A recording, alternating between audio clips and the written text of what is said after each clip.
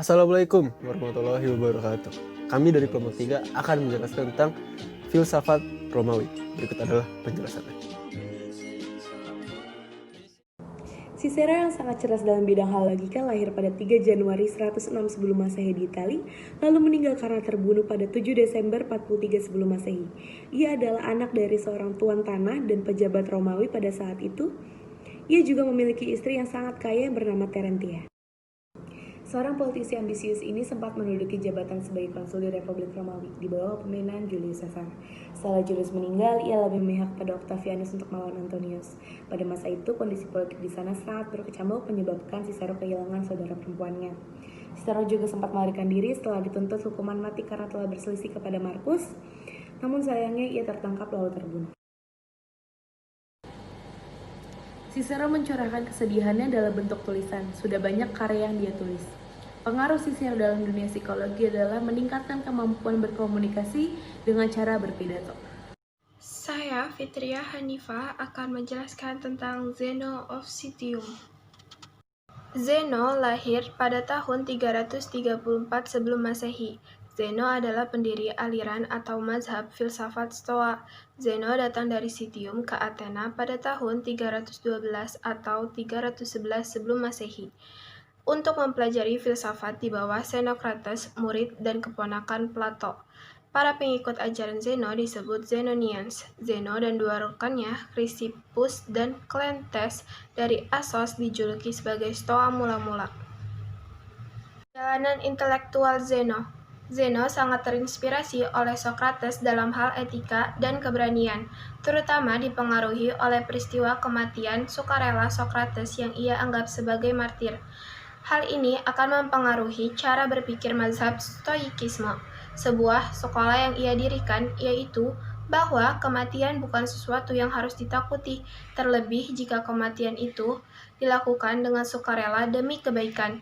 Selain itu, Zeno sangat dipengaruhi oleh filsafat sinisme atau sinik yang dikembangkan oleh Krates dalam hal kemerdekaan manusia memilih cara hidup, bukan patuh pada aturan hukum, melainkan taat pada keteraturan alam, sebab hukum yang tertinggi adalah hukum alam yang diatur oleh Sang Ilahi.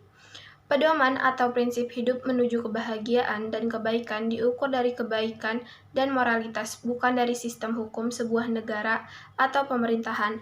Adapun gagasan lain yang mempengaruhi pilihan hidup anti kemapanan Zeno adalah dari Deurus, Cronus, dan Stilpo, seorang pemimpin sekolah Megarian. Warisan dari keduanya, seorang yang bijak adalah yang merasa cukup diri, tidak membutuhkan kawan, terbebas dari hasrat memiliki. Dengan kata lain, tidak ada seorang pun yang dapat mengambil kebahagiaannya dari hidup bijak. Dia tidak dapat diombang-ambingkan oleh peristiwa buruk yang biasanya disebut sebagai kejahatan. Sistematika berpikir Zeno yang tertuang dalam ajaran Stoikisme dipengaruhi oleh tradisi akademia Aristoteles, sekaligus kembali pada prinsip Heraklitos yang berdasar pada logika, fisika, dan etika. Bagi Zeno, ukuran pertama adalah alam, materi yang diatur oleh Sang Ilahi. Nyata bahwa ajaran Stoa sangat mendasarkan kehidupan manusia pada alam dan Allah sebagai acuan tindakan manusia.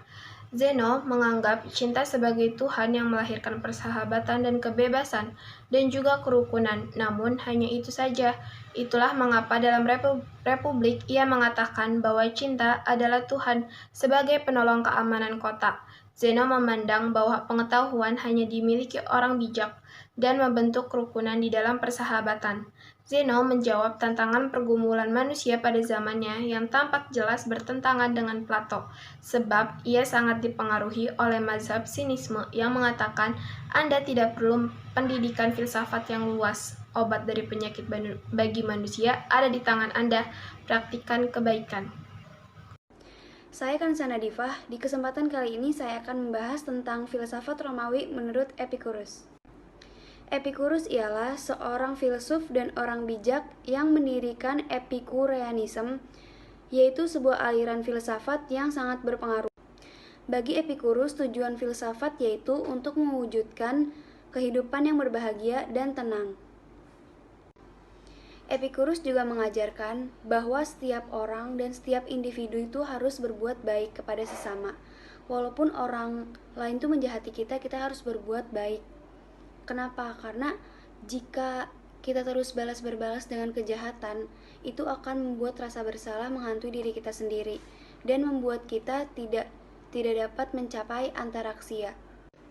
Nah, yang seperti sudah saya jelaskan di slide sebelumnya yang menyinggung tentang antaraksia. Sebenarnya antaraksia itu apa sih?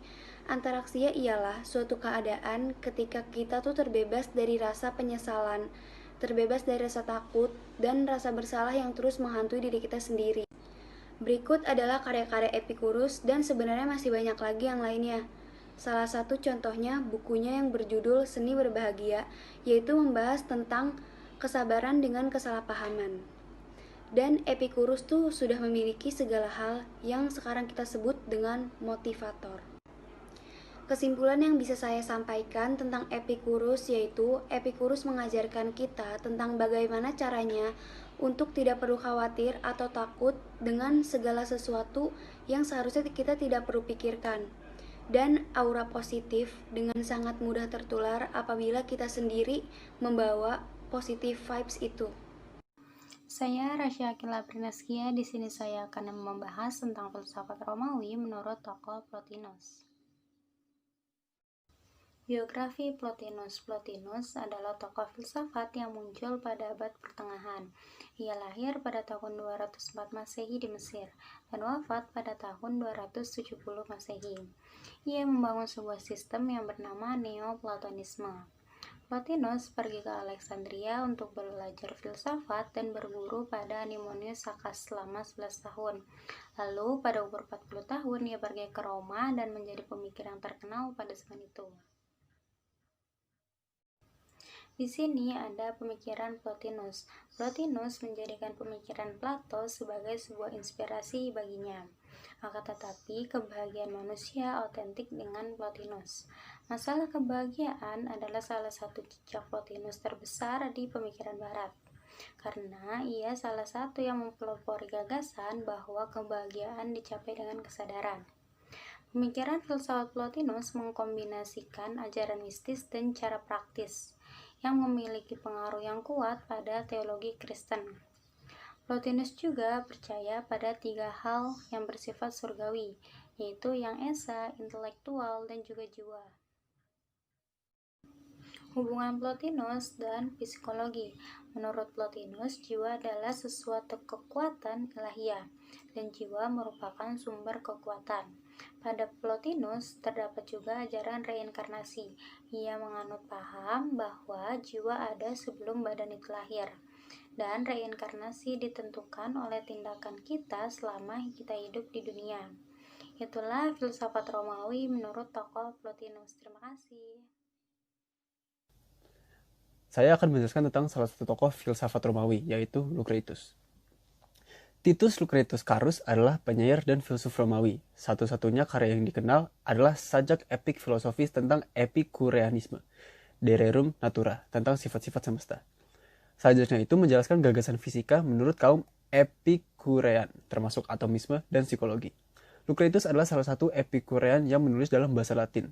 Lucretius meninggalkan bekas pengaruhnya terhadap filsafat modern sebagai pendedah pemikiran Epikurean. Pengaruhnya terutama terlihat pada filsuf Amerika Spanyol George Santayana, yang memuji Lucretius bersama-sama Dante dan Goethe dalam bukunya Three Philosophical Poets. Dari semua kekuatan intelektual Lucretius, mungkin tidak ada yang lebih karakteristik atau menonjol lebih mengesankan daripada hard commitment yang jelas untuk naturalisme. Ia konsisten menyerang penjelasan supernatural fenomena dan menolak godaan untuk menyerah pada beberapa bentuk agama alam atau ilmiah supernaturalisme. Dunia menurutnya itu tidak diciptakan oleh kecerdasan ilahi, juga tidak dijiwai dengan bentuk pikiran atau tujuan.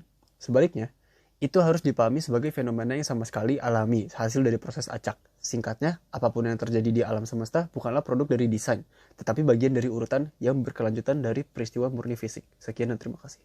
Sekian dari kami kelompok 3. Mohon maaf bila ada kesalahan. Ya, jangan juga maksudnya pasti ada kesalahan. Wabillahi taufiq wal hidayah. Wassalamualaikum warahmatullahi wabarakatuh.